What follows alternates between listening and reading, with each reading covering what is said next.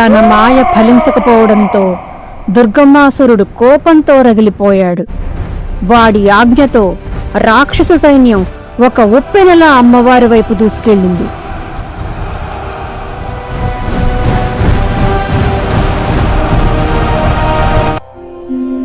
అప్పుడు ఆ జగన్మాత దేహం నుండి అనంతమైన తేజస్సు రవలించింది.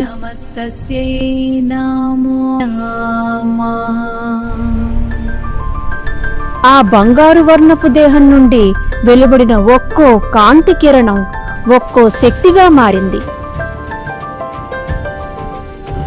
ముందుగా దశమహావిద్యలు, ఆ వెనకే నవదుర్గలు,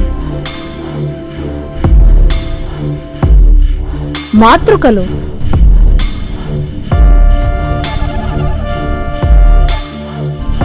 అసంఖ్యాకమైన యోగినులు ఆయుధాలు ధరించి రాక్షస సైన్యంపైకి సింహాల్లా దూకారు.